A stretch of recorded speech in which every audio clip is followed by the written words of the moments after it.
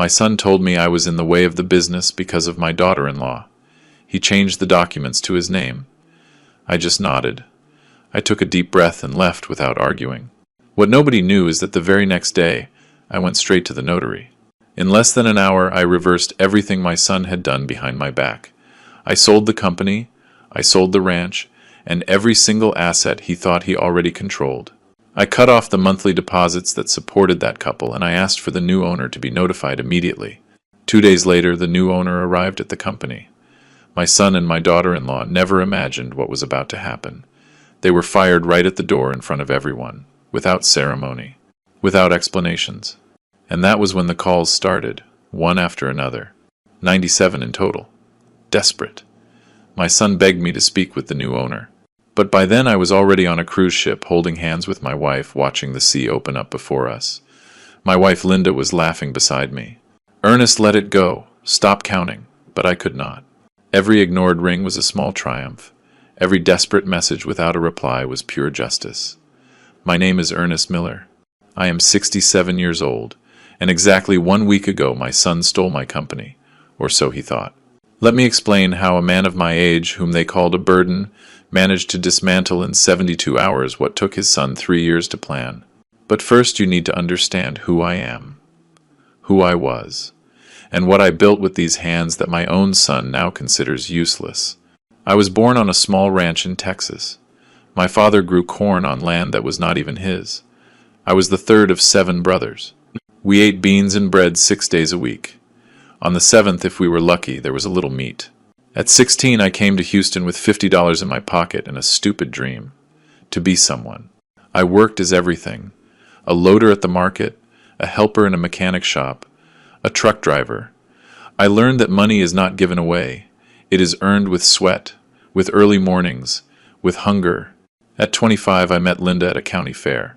She was selling hot dogs with her mom. I arrived wearing my first suit. It was used but ironed with pride.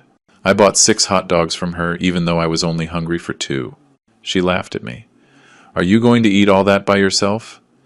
"No," I told her. But I needed an excuse to stay here longer. We got married 8 months later.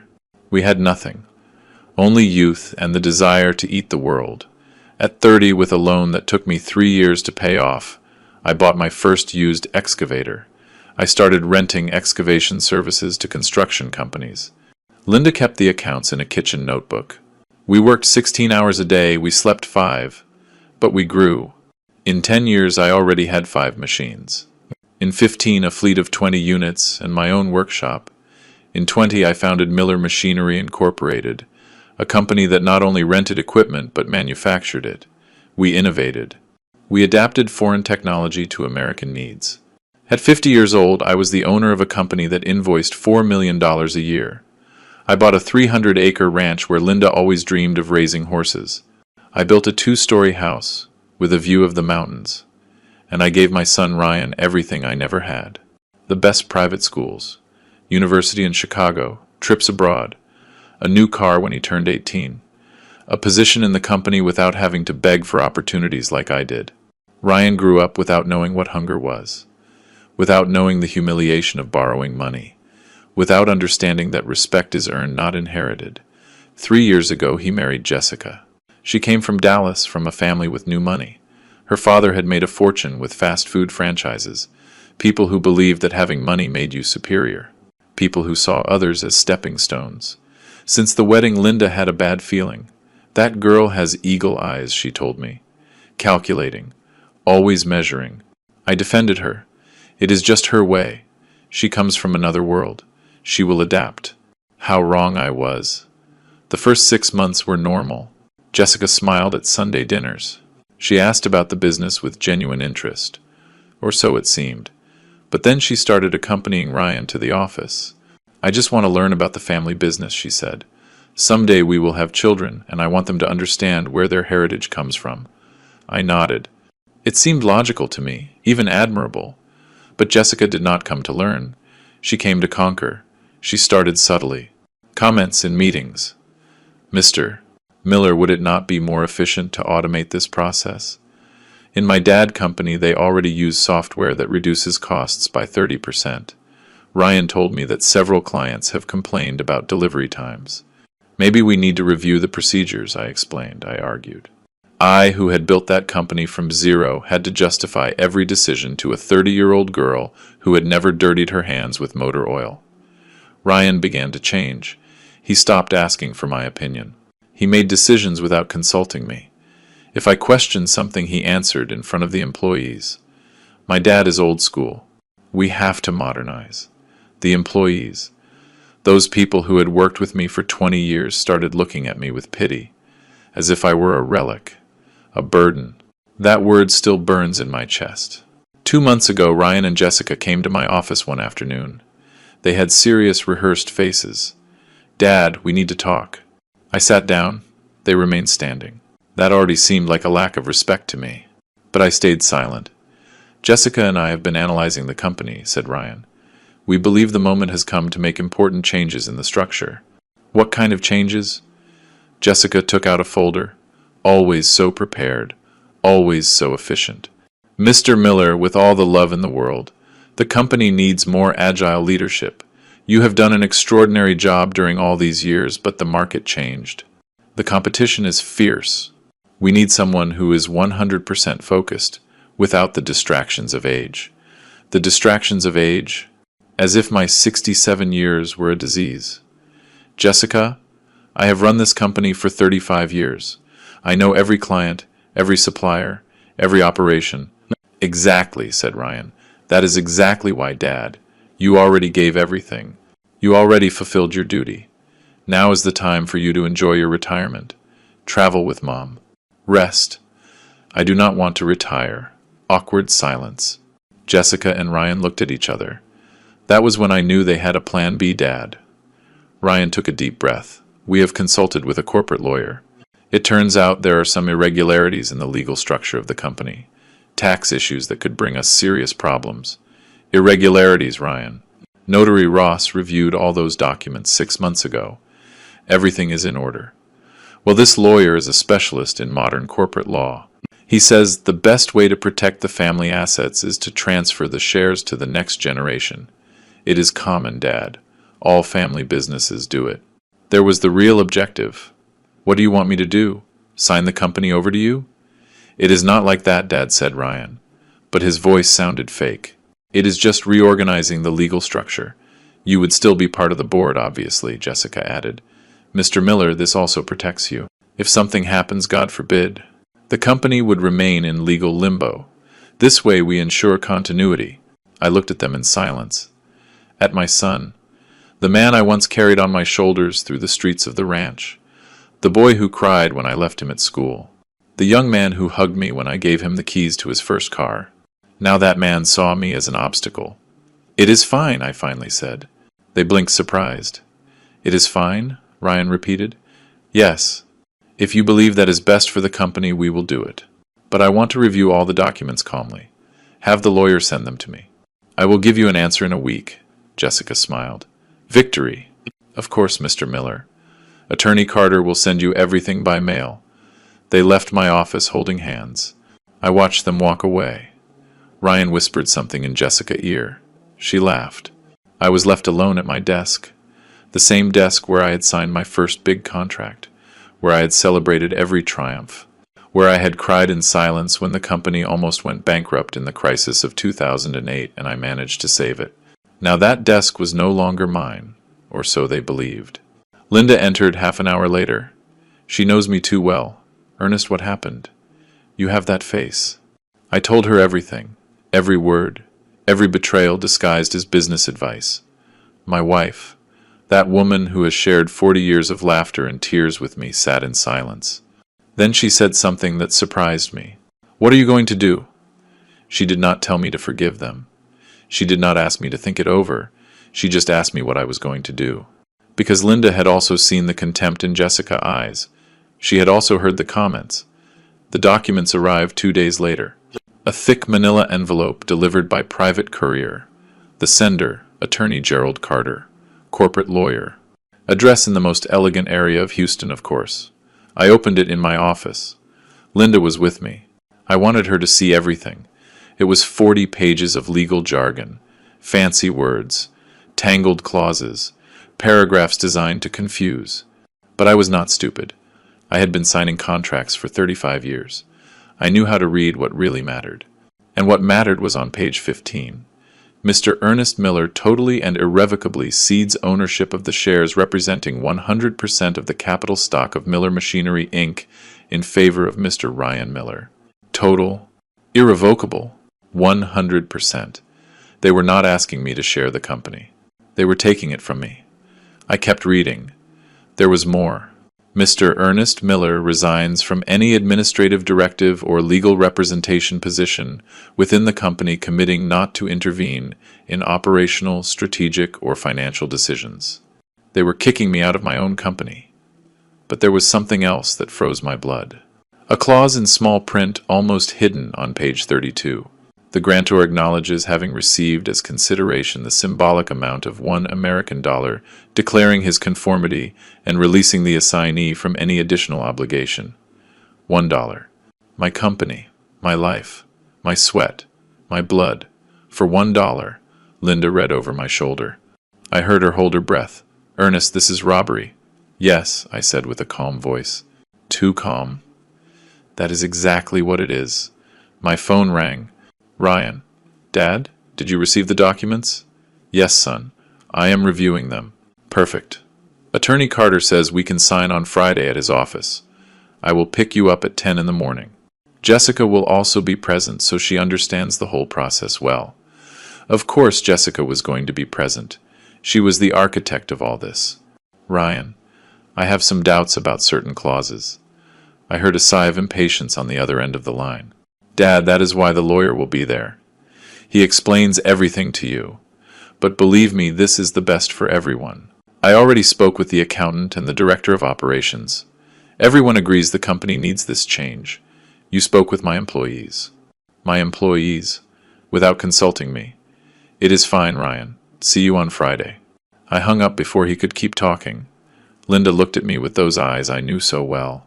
Worry mixed with fury. What are you going to do, Ernest? I got up from my chair. I took the envelope with the documents. I walked to the window of my office.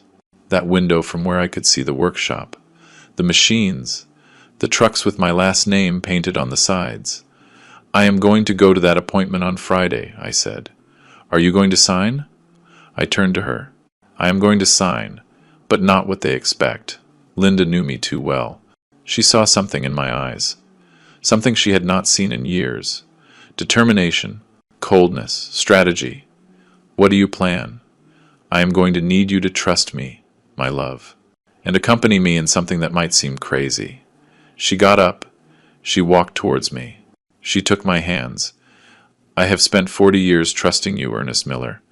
I am not going to stop now. That night I did not sleep. I stayed in the home study with a cup of coffee that got cold without me tasting it. On my computer, I opened all the company files.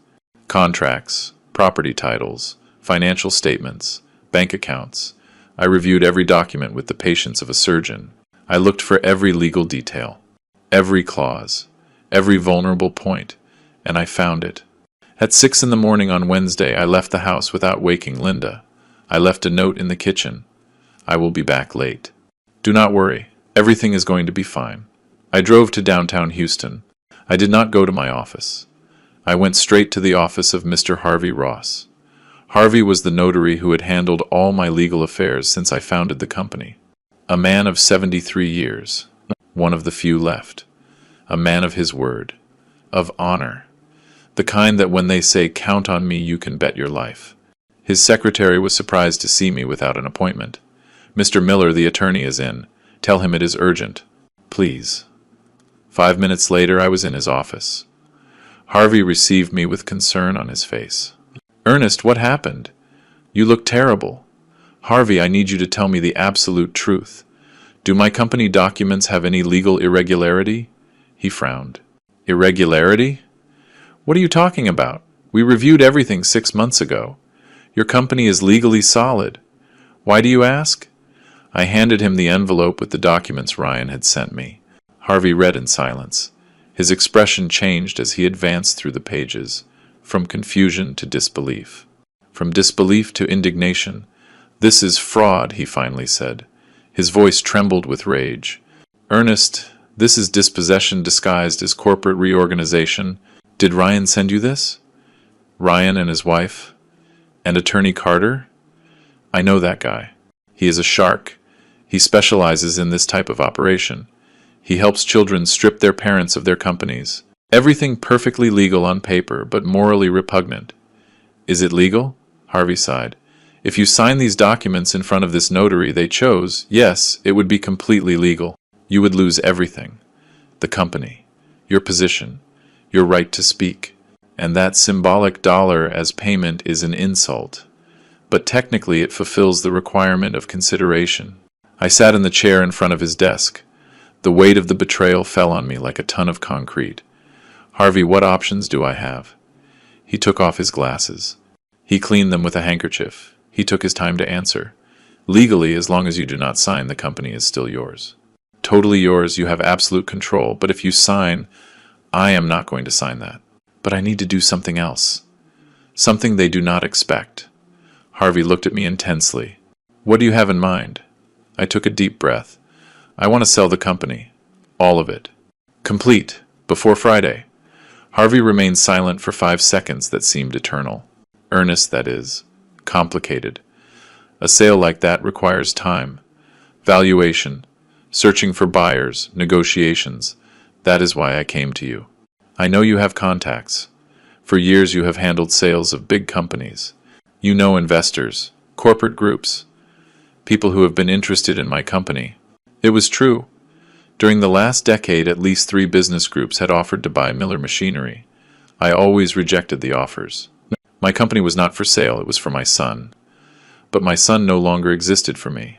Ernest, said Harvey with a soft voice. Are you sure? It is your life, your legacy. My legacy was going to be for Ryan, but he decided to steal it. Now my legacy will be the most expensive lesson of his life. Harvey nodded slowly. All right. There is a business group from Chicago, Northern Industrial Group. 2 years ago they asked me if you would be willing to sell. I told them no, but that if you ever changed your mind they would be the first to know. Call them. Ernest, they will want to do due diligence. Check the books. Negotiate terms. Tell them I am willing to sell at fair market price. No haggling, no delays. That I have all the documentation ready. That they can send their auditors today. But I need to close the deal before Friday. Harvey looked at me as if he were seeing another person. This is extreme. They tried to be extreme with me. I am just returning the favor. Harvey picked up his phone. Give me 2 hours. I left his office at 9 in the morning. The Texas sun was strong. The city was waking up with its usual chaos.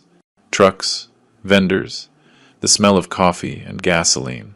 Everything seemed different to me, as if I were seeing my city for the last time with the eyes of the man I was. I drove to the ranch. I needed to be in that place. Walk on those lands I bought with the profits of 10 years of work. See Linda horses grazing calmly. Sit on the porch of the house and remember why all this had been worth it. Linda was in the kitchen when I arrived. She was preparing food as if it were a normal day, but nothing was normal anymore. How did it go? In a few hours we will know. Everything might change, my love. She left the pot on the stove. She wiped her hands on her apron. She approached me. Ernest, are we going to lose the ranch? Probably. I expected tears. I expected resistance. But Linda just nodded. This ranch is beautiful, but without dignity, without respect. It is just dirt and walls. If we have to let it go to recover our peace, we let it go. That is why I married this woman. My phone rang at 11:30. Harvey, Ernest. They are interested, very interested.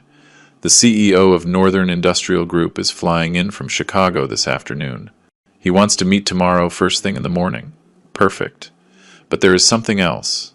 I also called an acquaintance who handles luxury real estate. I told him about the ranch. He has a client from Houston looking for a property exactly like yours.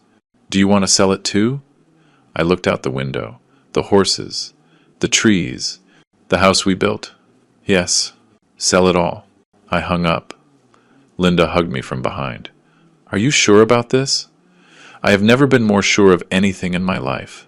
That night we had dinner in silence. Neither of us had much to say, but there was a strange peace between us. The peace that comes when you finally make a decision after months of suffering. Ryan called me at 9 at night. Dad, is everything okay? I called you at the office and they told me you did not go. I am at the ranch, son. I needed to think. Think about what? Dad, you already reviewed the documents, right? On Friday we sign, and that is it. It is simple. Yes, Ryan, it is very simple. Perfect. I will pick you up at 9:30. Jessica is very excited. She says this is going to take the company to the next level. Of course she was excited. See you Friday, son. I hung up. Linda looked at me from the sofa. Are you going to tell him before? No. Let him find out when everything is done. Thursday dawned cloudy. A bad omen, my mother would say. But I do not believe in omens. I believe in actions and consequences. At 8 in the morning I was at Harvey office. With me were 3 men in suits. The CEO of Northern Industrial Group, his financial director and his corporate lawyer, and Mr. Miller, said the CEO, a man of about 50. We have admired your company for years. The way you have innovated, your reputation with clients, the loyalty of your employees. It is exactly the type of operation we want in our portfolio. They reviewed the numbers. All night. Your books are impeccable. The company is even more solid than we thought. How much do you offer? The financial director slid a document across the table. $6 million. Cash. Immediate transfer. It was a good price. Fair. Maybe even generous. When can you close? Today. Now. If you are ready. I looked at Harvey. He nodded. The documents were prepared. There is one condition, I said. The 3 men looked at me with attention. My son Ryan works in the company as director of operations. My daughter-in-law Jessica is also on the payroll as an advisor. I want both of them fired immediately after the sale is finalized. The CEO did not blink. Personal reasons? Completely personal. Understood. It is part of the deal. We signed for 2 hours, every page, every clause, Harvey explained. I signed. The lawyers certified. At 11 in the morning on Thursday, Miller Machinery, Inc. was no longer mine. $6 million appeared in my bank account. An amount I never imagined having altogether. An amount that represented 35 years of my life. But I did not feel joy. I only felt emptiness. Mr. Miller, said the CEO. We will take control of the facilities tomorrow first thing in the morning. Our team will arrive at 8. Do you want to be present? No. Send your people. I have nothing left to do there. We left the office. Linda was waiting for me in the car. She saw my face and knew. Done? Done. She took my hand. And the ranch? The buyer comes tomorrow at 2 in the afternoon. He offered $1.5 million. I accepted. Linda closed her eyes. A tear rolled down her cheek. The first I saw in this whole process. 40 years on that ranch. Ernest, I know, my love. I know. But there was no turning back. That afternoon I did something else. Something I knew would hurt. I entered the banking system. Ryan and Jessica had corporate cards from the company. I deposited $2,500 monthly to each of them besides their salaries. Money for expenses, for trips, for their whims. I canceled the cards. I closed the accounts. I stopped the automatic deposits. I also spoke with my accountant. Joe, I need you to stop all payments to Ryan Miller and Jessica Miller.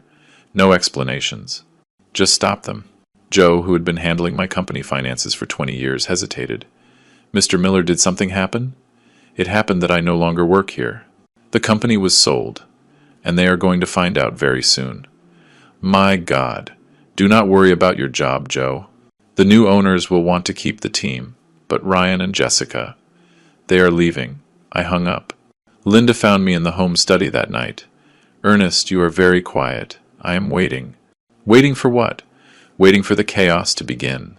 And the chaos began exactly at 8:15 in the morning on Friday. Ryan arrived punctual at the ranch to pick me up. He rang the bell 3 times. I was looking out the window. Linda was packing suitcases in the bedroom. I did not open. Ryan knocked again. Then he called my cell phone. I did not answer. I heard his voice outside. Dad? Are you there? We are going to be late with Attorney Carter. Silence. Ryan waited 10 minutes more. Then he left. At 8:45, I got a text message. Dad? Where are you? We are waiting for you at the notary. I did not reply. At 9:30. Another call. I did not answer. At 10 in the morning, the CEO of Northern Industrial Group arrived at the Miller Machinery offices with his full team. I was not there.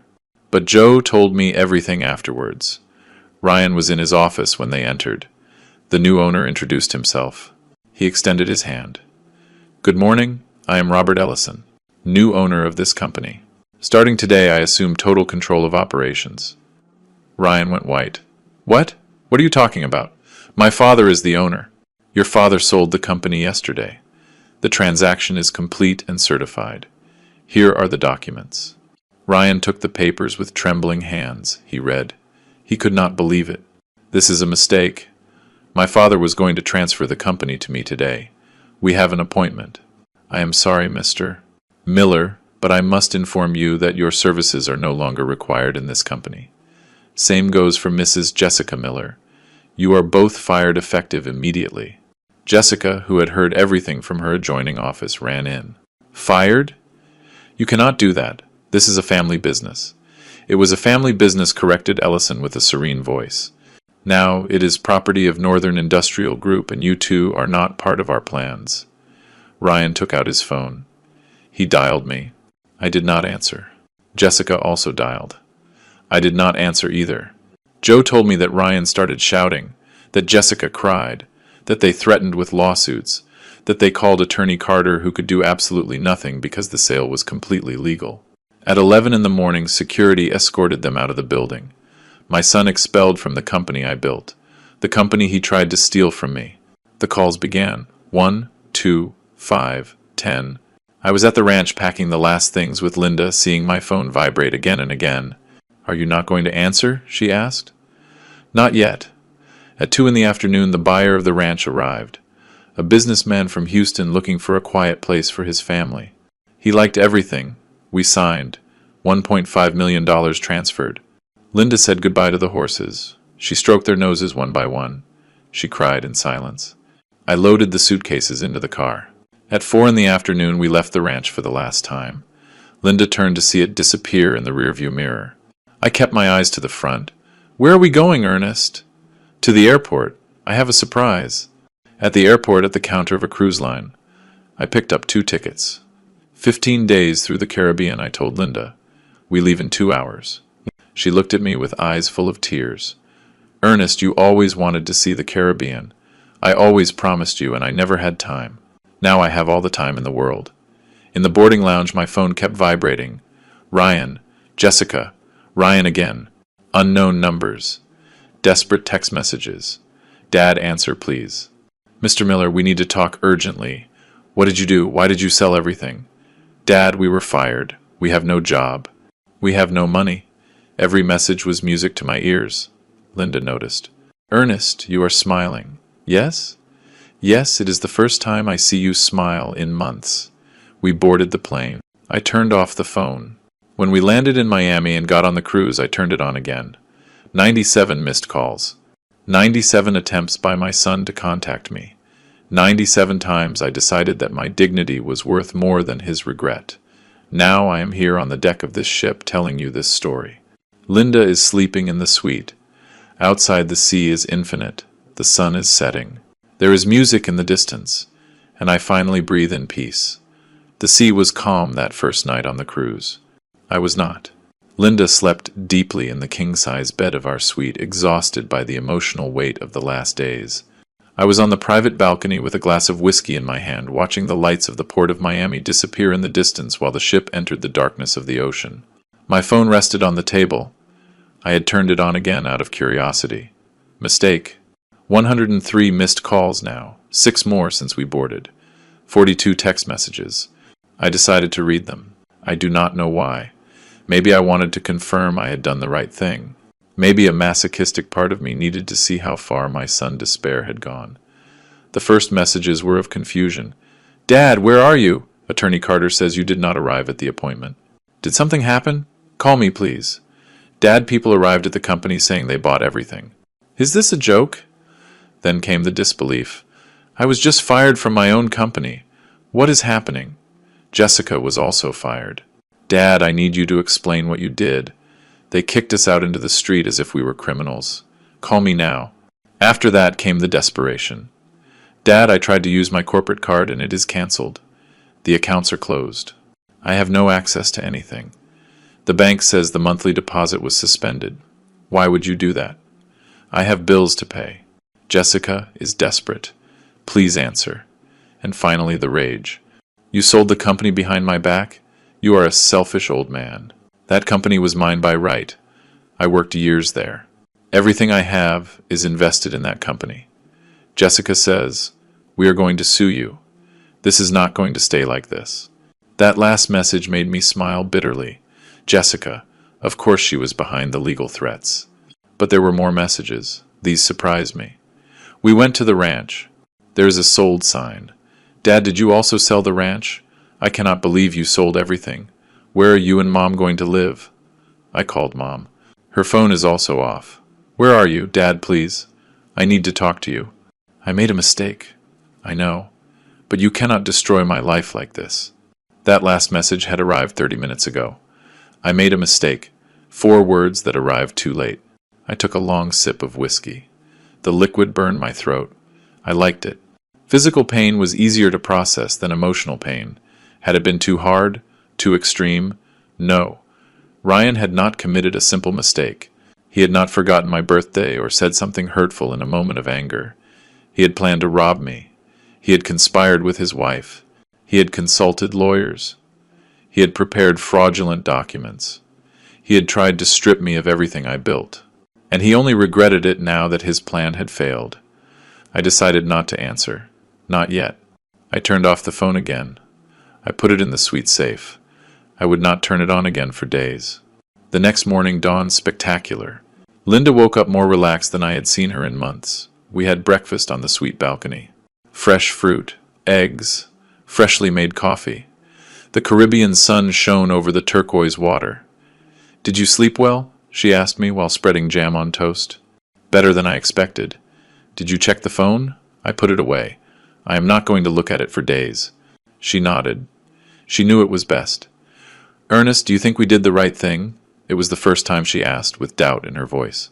Linda, they tried to rob us. It was not a family disagreement. It was not a lack of communication. It was a deliberate plan to take everything from us. I know, but he is our son. He was our son. The Ryan I knew would never have done something like that. Linda looked down. A tear fell on her plate. I miss the boy we raised, the boy who hugged us, the young man who asked us for advice. I do too, my love. I do too. We remained in silence for several minutes. Only the sound of the waves and the seagulls filled the space. And now what? She asked finally. Now we live. We enjoy these 15 days. And when we return, we decide what to do with the rest of our lives. And Ryan? Ryan will have to learn to live with the consequences of his decisions, like everyone else. We spent the day exploring the ship. It was huge. 12 floors of luxury, restaurants, theaters, casinos, pools, thousands of people enjoying their vacation without the slightest worry. For the first time in months, I also allowed myself not to worry. That afternoon, while Linda sunbathed by the pool, I sat at a bar overlooking the sea. I ordered another whiskey. The bartender, a Jamaican with an easy smile, noticed something in my expression. First time on a cruise, friend. First time in many years. Maybe 30. Ah, then you have much to celebrate.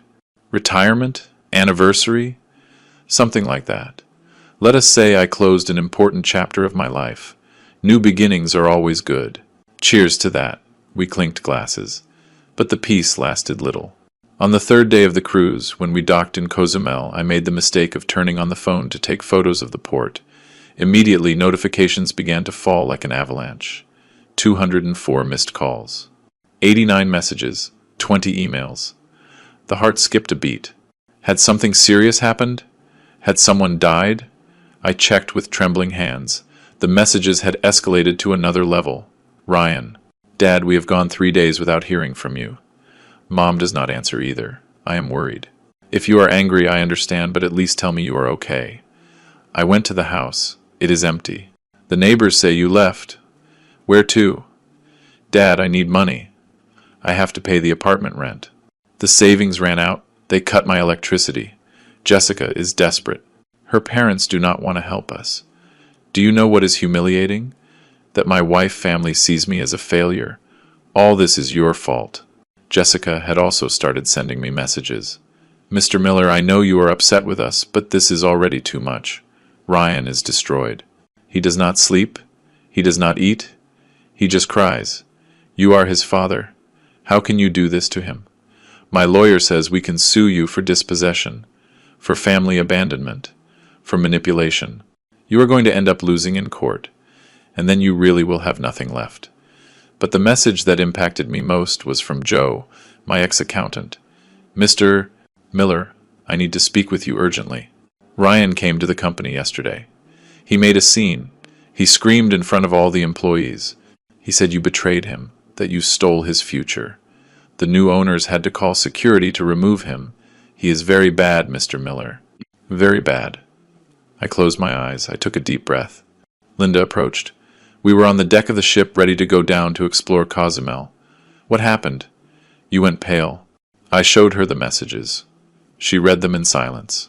Her expression changed from worry to sadness, and finally to something I did not expect. Anger. Manipulation, she said with a hard voice. That is what they are doing. Emotional manipulation. Linda. No, Ernest. Listen to me well. Ryan tried to rob you. He called you a burden. He prepared documents to strip you of your company.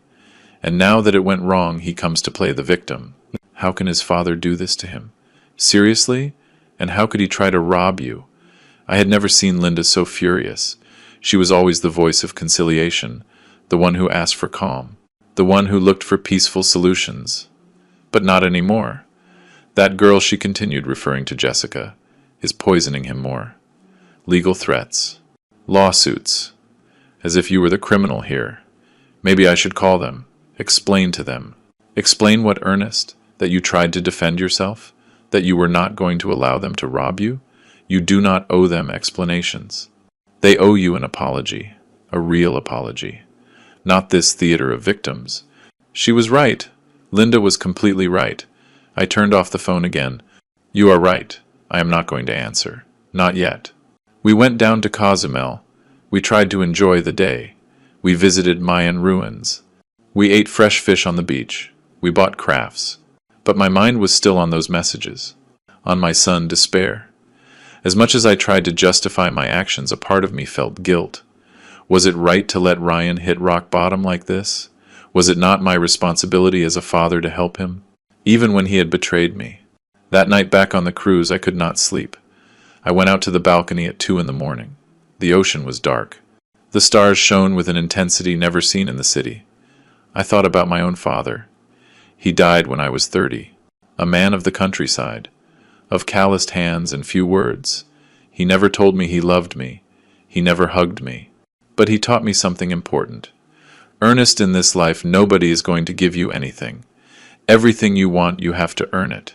With work, with sacrifice. And if someone tries to take what is yours, do not let them. Never let them. Those words had guided me all my life. And now was I letting them? Or was I defending myself? The answer came with clarity. I was defending myself. Ryan had all the opportunities. Education, work, respect, love. But he chose ambition over loyalty. He chose Jessica over his family. He chose money over dignity. Those were his decisions. Not mine. On the 5th day of the cruise, on an island called Grand Cayman, I finally turned on the phone again. 308 missed calls. 122 messages. But this time there was something different. Messages from other people. My sister Rose. Ernest, what is happening? Ryan called me crying. He says you sold everything and abandoned them. Is it true? My cousin Hector. Buddy, I heard about the business. Ryan is going around saying you went crazy. That Linda and you disappeared. Call me. My buddy Julian. Ernest, I need to know your version of the story. Ryan came to my house asking for borrowed money. He says you left him on the street. What really happened? Ryan was moving the family, painting me as the villain, seeking support, seeking money. Typical. I decided to answer only my buddy Julian. He was a fair man, a businessman like me, someone who would understand. I dialed him. He answered on the second ring. Ernest, finally. Buddy, where the hell are you? In the Caribbean, on a cruise with Linda. Silence on the other end. On a cruise. But Ryan said that. Julian, let me tell you what really happened. And I told him everything. From the beginning. The slights, Jessica comments. The plan to steal the company. The fraudulent documents. The transfer for $1. Julian listened in silence. When I finished, I heard a deep sigh. Son of a... Do you believe me? Of course I believe you, buddy. I have known Ryan since he was a kid. He was a good boy. But that Jessica, since he married her, he changed. My wife also noticed. There are women who poison Buddy, and your daughter-in-law is one of those. What exactly did Ryan tell you? That you became paranoid, that you sold the company without warning him, that you left them without work and without money, that Linda and you disappeared and he is worried. He asked me for $50,000 borrowed to pay his debts. And did you lend it to him? No. I told him first I needed to speak with you. That is why I am glad you called. Buddy, what are you going to do? Nothing. Let him learn. He is your son, Ernest. He was my son. The son I raised would not have betrayed me like that. Another silence. I understand your anger, but the boy is desperate. I saw his face when he came. He is destroyed. Good. Let him know how it feels. Ernest. Julian. You have 3 children. Hardworking. Respectful. What would you do if one of them tried to steal your company? He did not answer immediately. Probably the same as you, he admitted finally. But it would hurt me, buddy. It would hurt me a lot. It hurts me. Every day. Every hour. But my dignity is worth more than my pain. I understand you. But be careful, Ernest. A wounded son can do unpredictable things. And that Jessica seems like one of those who do not stay with crossed arms. Let them do what they want. The law is on my side. I sold what was mine. I did not commit any crime. We said goodbye. But his words stayed spinning in my head. A wounded son can do unpredictable things. On the 7th day of the cruise, we were in Jamaica, Montego Bay. Linda and I snorkeled in crystal clear waters. We saw colored fish that seemed painted. We ate jerk chicken in a restaurant with our feet in the sand. For moments I managed to forget everything. For moments I was just a 67-year-old man enjoying life with his wife. But the moments did not last. That night, while we dined in one of the elegant restaurants of the cruise, my phone vibrated in my pocket. I had turned it on to take photos during the day. A message from an unknown number. Mr. Miller, I am attorney Gerald Carter, the lawyer who prepared the documents for the transfer of your company. I need to speak urgently with you. Ryan Miller and Jessica Miller have hired me to initiate legal actions against you. Call me, please. The bite of food got stuck in my throat. Linda noticed my expression. What happened? I showed her the message. She pursed her lips. Her hand trembled slightly when she took her glass of wine. We knew this could happen. Yes, but reading it is different. Are you going to call him? No. That guy worked for them. He prepared the documents to rob me. Now he wants to negotiate. Surely they sent him to scare me. What if the lawsuit is real? Let them sue. I have all the documents. I have witnesses. I have Notary Ross on my side. They have no case. But the dinner was already ruined. The taste of the food had turned to ash in my mouth. The next day, more messages from Attorney Carter. Mr. Miller not responding is not going to make this disappear. My clients are willing to reach an agreement, but we need to talk. If you do not respond in 48 hours, we will proceed with the formal lawsuit. I decided to do something that was maybe stupid, but I needed to do it. I responded, Attorney Carter, you prepared fraudulent documents to strip me of my company. You tried to be an accomplice to a legal robbery, and now you want to negotiate. The answer is no.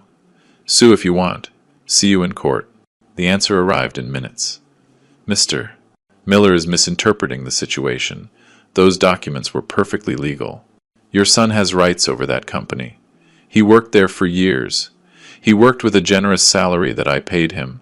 The company was mine, completely mine, and I sold it. End of story. It is not that simple. There are laws about family businesses, about legitimate expectations of inheritance, about paternal obligations. Talk to a judge then. I already spoke with mine. I blocked the number. Linda hugged me that night in the suite.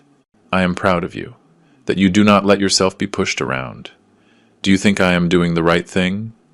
I think you are defending what you built, and that can never be wrong. But I was no longer so sure. On the 10th day the cruise docked in the Bahamas. Nassau, a paradise island where the rich of the world went to hide their money and their secrets.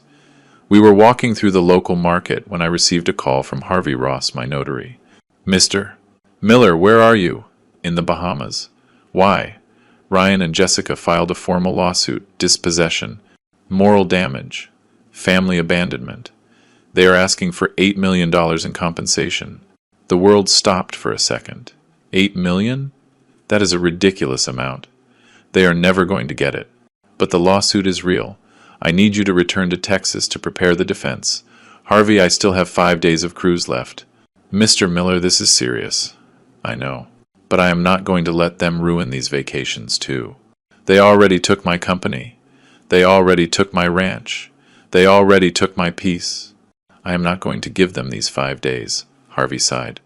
All right. But when you return, we work immediately. Agreed? Agreed. I hung up. Linda looked at me with worry. 8 million? They are not going to win. Harvey said so. It is just to scare me. Ernest, no. We are not going to think about that. We are going to enjoy these last days. When we return, we face whatever comes. But the black cloud was already over us. The rest of the trip was different. We were still in paradise, but our minds were in Texas, in trials, in lawsuits, in the war that was coming. The last night on the cruise, I organized a special dinner in our suite. I ordered champagne, lobster, the best wine. I wanted to end the trip with some dignity. Linda put on her favorite dress. I put on the suit she had given me on our last anniversary. We toasted on the balcony with the dark sea extending to infinity. To us, I said, to 40 years together, to everything we built, to everything we lost, and to everything we still have left. To us, she repeated, and her eyes shone with tears. We made love that night like we hadn't in years, with urgency, with passion, as if we needed to confirm that we were still alive, that we were still us. Afterwards, lying in the dark, Linda asked me something that broke my heart. Ernest, do you think someday Ryan will understand why you did this? I do not know, my love, but I need him to understand that respect is not optional, that family is not a commercial transaction, that betraying your father has consequences. And if he never understands, if we lost our son forever, I could not answer, because it was the same question that tormented me every night. Had it been worth it? Was recovering my dignity worth losing my son? The last day of the cruise, while the ship returned to Miami, I turned on the phone for the last time. 436 missed calls, 212 messages, but I did not read them anymore. They did not matter anymore. Linda and I packed in silence. We left a tip for the cleaning staff. We got off the ship like two survivors of a war that nobody else had seen. In the Miami airport, waiting for our flight back to Houston, I finally decided to listen to the last voice messages Ryan had left. There were 17. The first was of rage. Dad, this is the last straw. Disappearing like this. You do not even have the guts to show your face. The fifth was of desperation. Dad, please, I need to speak with you. Jessica and I have no money. They are going to kick us out of the apartment. The 10th was a plea. Dad, I made a mistake. I admit it. But I do not deserve this. Please call me. The last message had arrived just 6 hours ago. It was different. Ryan's voice sounded tired. Defeated. Dad, I do not know if you are going to listen to this. Probably not. Probably you already erased me from your life. Jessica says you are a cruel old man who stole our future. But I just want to know if you are ever going to forgive me, if we can ever talk again, because I miss my dad. Even if I was an idiot, even if I tried something unforgivable, I miss you, Dad, and I am sorry. I am truly sorry. His voice broke at the end. I heard a sob before he hung up. Linda saw tears rolling down my cheeks. What did he say? That he is sorry. That he misses me. Are you going to answer him? I looked at the phone. I looked at my wife. I looked at all the people in the airport, living their lives without any idea of the pain I carried. Not yet, but soon, because there was something Ryan needed to understand.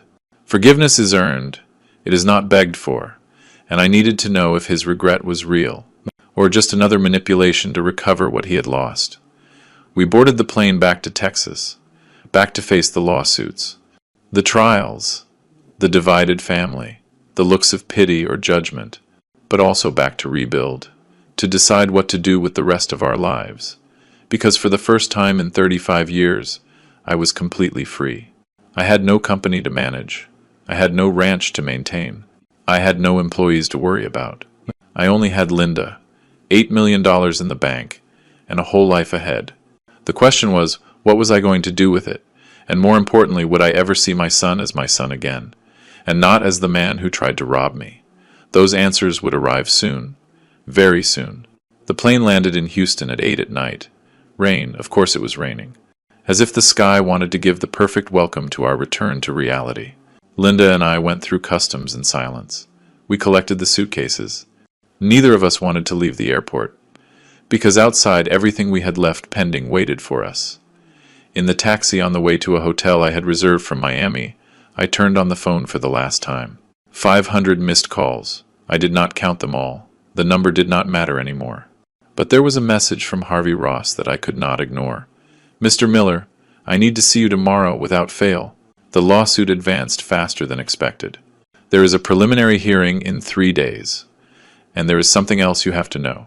Call me as soon as you arrive. Something else you have to know. Those words put a knot in my stomach. I dialed him from the taxi. Mr. Miller, are you already in Houston? I just arrived. What is happening, Harvey? What is that something else? I heard a heavy sigh on the other end. It is better we talk in person. Tomorrow at 9 in my office. Harvey, do not do this to me. Tell me now. Another silence. Ryan went to the media, to a local news program. He gave an interview. The world stopped. What? He told his version of the story. He said you stripped him of his heritage, that you sold the family company behind his back, that you left them on the street without explanation, that you disappeared with his mother and nobody knew if you were alive. That son of a... Ernest, control yourself. I know you are furious, but we have to handle this with intelligence. Public opinion can affect the case. When did that interview come out? 4 days ago. It went viral on social media. There are thousands of comments. The majority. The majority is on his side. On Ryan's side, yes. They paint him as the victim, the hard-working son stripped by a selfish father.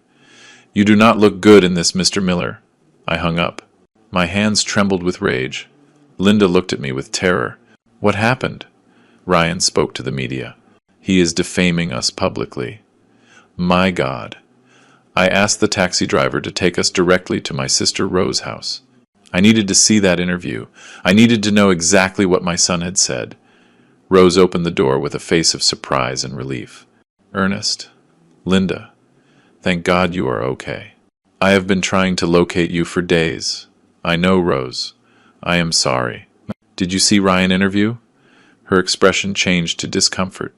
Yes, I saw it. Show it to me. We entered her living room. Rose took out her tablet. She searched on YouTube. There it was. Son denounces father for dispossession of family business. Full testimony. 400,000 views. I pressed play. The screen showed Ryan sitting in a television studio. He looked gaunt. Deep dark circles. Beard of several days. The perfect image of a destroyed man. The host, a woman of about 40 with a sensationalist tone, began. Ryan Miller worked for 10 years in his father company, a family business that he believed would someday be his. But everything changed in a week. Without prior warning, his father sold everything and disappeared. Ryan, thanks for being here and sharing your story. Ryan wiped his eyes. Perfect acting. Thanks for receiving me. It is hard to talk about this, but I need people to know the truth. Tell us what happened exactly. My father is a man I admire, or admired. He built an incredible company from zero. He taught me everything I know about business. I worked by his side for years. I thought we were a team, that someday I would take the reins and he could retire calmly. And what changed? My wife Jessica. She started helping me with ideas to modernize the company. My dad took it as a threat, as if we wanted to take his place. He started distancing himself, making decisions without consulting us. Lies. Pure lies. The host nodded with fake empathy. And what happened next? One day he told me we had to talk about the future of the company. I thought he was finally going to formalize my position as his successor, but it turned out he had already sold everything, behind my back, without telling me anything. I arrived at the office and there were new people. They told me I was fired, that the company no longer belonged to my family. And your father? Disappeared? He and my mom. They turned off their phones. Nobody knew where they were. I thought something bad had happened to them. His voice broke, perfectly timed tears. The host handed him a tissue. Ryan, did your father give you any explanation? None. To this day I do not know why he did this. Why did he punish me like this? I worked hard. I gave everything for that company, and he simply erased me from his life. How are you surviving? With difficulty. My wife and I lost our income from one day to the other. We have debts. The landlord of the apartment where we live is pressuring us. My savings ran out and my dad still does not answer. Have you tried contacting him? Hundreds of times. Calls. Messages. Nothing. It is as if his own son did not exist. The host turned to the camera with a dramatic expression. A heartbreaking story. A father who abandons his son without explanation. Without compassion. We will continue following this case. The video ended. I stood looking at the blank screen. Rage boiled inside me. Linda had her hands over her mouth. Rose looked at us without knowing what to say. Is any of that true, Ernest? My sister finally asked. What do you think, Rose? Do you know me or not? I know you, but Ryan is your son. I do not understand what could have happened for you to reach this point. I told her everything. The complete truth. The fraudulent documents. The plan to strip me. The word burden. The transfer for $1. Rose listened with her eyes opening wider and wider.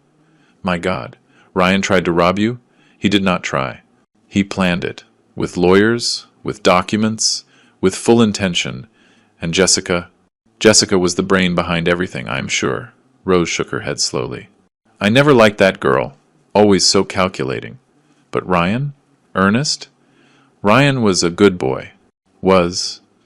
I do not know who he is now. We stayed at Rose's house that night. We had nowhere else to go. The ranch was sold. The main house, too. I could not sleep. I kept thinking about that interview. About the lies. About the manipulation. At 3 in the morning I made a decision. If Ryan wanted public war, he would have it. At 9 sharp I was in Harvey office. Mr. Miller, you look terrible. I did not sleep, Harvey. I want to make a public statement. My version of the facts. It is not a good idea. In legal cases, speaking publicly can. I do not care anymore. My son painted me as a monster. People believe I am a cruel father who abandoned his family. I need them to know the truth. Harvey sighed. All right. But we will do it intelligently. No emotional television interviews. We will make a formal statement. With documents backing your version.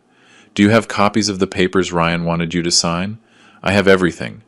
Every document. Perfect. Let us prepare a devastating response. We spent all day working. Harvey drafted a 3-page statement. Clear, direct, with verifiable facts. Mr. Ernest Miller responds to the public accusations of his son Ryan Miller, clarifying the real facts. 1. Mr. Ernest Miller founded Miller Machinery, Inc. 35 years ago with his own capital. The company was always his sole property. 2. His son Ryan worked in the company for 10 years with a salary above market value, additional benefits, and the expectation of learning the business. 3. In recent weeks, Ryan and his wife Jessica presented Mr. Nate Miller with documents transferring the totality of the company to Ryan, name with a compensation of $1 American. 4. Said documents were prepared without the knowledge or consent of Mr. Miller, constituting an attempted dispossession. 5. That Mr. Miller, in exercise of his legitimate right as sole owner, decided to sell the company to a third party to protect his assets. 6. Mr. Miller deeply regrets that his son has chosen to publicly defame him instead of accepting the consequences of his actions. Attached are certified copies of the fraudulent documents prepared by attorney Gerald Carter at the request of Ryan Miller and Jessica Miller. What do you think? Asked Harvey. Perfect. Publish it. The statement came out that afternoon in the main media outlets, with scanned documents, with proof. The reaction was immediate. In a matter of hours, the narrative began to change. Comments on social media were divided. $1 seriously? That is blatant robbery? The son wanted to be too clever and it went wrong? Now I understand why the man sold everything. I would have done the same. But there were also critics. Even if the son made a mistake, was it necessary to destroy him like that? A father does not abandon his son no matter what. There are ways to punish without annihilating. Ryan responded that same night with another video on social media. From his apartment, without professional makeup, more credible. My dad published a statement lying about me. Those documents he shows were prepared by recommendation of a legal advisor who told us it was the best way to protect the family assets against tax changes. It was never our intention to steal it. We just wanted to modernize things. My dad misinterpreted everything and decided to destroy me. That is the truth. More lies, but effective. The media war was declared. 3 days later came the preliminary hearing. The courthouse was in downtown Houston, an old building with narrow corridors and a smell of humidity. I arrived with Harvey at 8 in the morning. Linda stayed at Rose's house. I did not want to subject her to this. Ryan and Jessica were already there with Attorney Carter. It was the first time I saw my son in person since everything exploded. He looked terrible. He had lost weight. His clothes were too big. He had the look of a defeated man. Jessica, on the other hand, looked furious. She looked at me with pure hate. Ryan saw me. For a second our gazes crossed. I saw pain in his eyes. Regret. Shame. But he did not approach. Carter took him by the arm and moved him away. The hearing was technical, legal, cold. The judge was a man of about 60. Serious, professional. Carter presented the lawsuit. Dispossession, moral damage, family abandonment. Harvey presented our defense. Legitimate sale, previous attempt of fraud, property right. The judge reviewed the documents. He asked questions. He listened to arguments. After 2 hours, he looked up. I have reviewed the evidence presented by both parties. It is clear there is a complex family conflict. However, from a legal point of view, Mr. Ernest Miller was the only registered owner of the company. He had the legal right to sell it without requiring consent from third parties, included his son. Carter intervened. Your Honor, there is jurisprudence on legitimate expectations in family businesses. Attorney Carter, I am familiar with the jurisprudence, and in this case it does not apply. The son worked as an employee, not as a partner. There is no document establishing a formal promise of inheritance or transfer. Ryan lowered his head. The judge continued, and yet the issue of moral damage and family abandonment is more complex. It requires additional investigation. I will schedule a full hearing in 30 days. Both parties will present witnesses and additional evidence.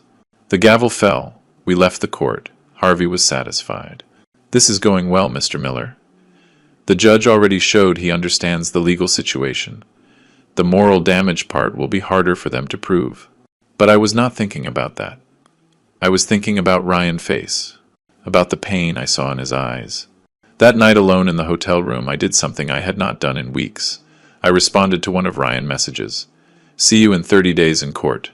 If by then you want to talk as father and son and not as legal enemies, call this number, but only if you are willing to tell the truth. The whole truth. Without Jessica. Without lawyers. Just you and me. Send. The answer arrived in 5 minutes. Dad, can we meet before, please? Does Jessica know you wrote to me? No. That is how it has to be. When you are ready to talk alone without her, you let me know. She is my wife, and I was your father. But that did not stop you. He did not answer more that night. 2 days later, Ryan called me at 6 in the morning. Dad, can we meet today? Jessica went out of town. She went to Dallas with her mom. Where? In the park where you taught me to ride a bike, remember? Of course I remembered. At 10. I will be there. I arrived 15 minutes early. The park was quiet. Some morning runners. Ladies walking dogs. Children on the swings. I sat on the same bench where 30 years ago I consoled Ryan after he fell off his first bicycle. I cleaned his knees. I told him real men get up. Where was that boy? Ryan arrived punctual. He walked slow, insecure. He sat next to me. Neither spoke for a full minute. Finally he broke the silence. Dad, I do not even know where to start. Start with the truth. Why did you try to rob me? He closed his eyes. It was not my idea. It was Jessica. She convinced her dad to recommend us with Attorney Carter. She said it was normal for parents to pass the business to children ahead of time, that it saved taxes, that you would agree. And you believed her? I wanted to believe her. She is so sure of everything. So smart. She made me feel I was not enough. That without her I was not going to be able to manage the company. Ryan, at any moment did you stop to think you were betraying me? Tears began to roll down his cheeks. Yes, many times. But Jessica said it was not betrayal, that it was evolution, that all successful families do this, that you would understand later. And when you called me a burden, he covered his face with his hands. That was the worst thing I have said in my life. I did not think. Jessica had said it that morning and I just repeated it. Like an idiot. Like a damn idiot.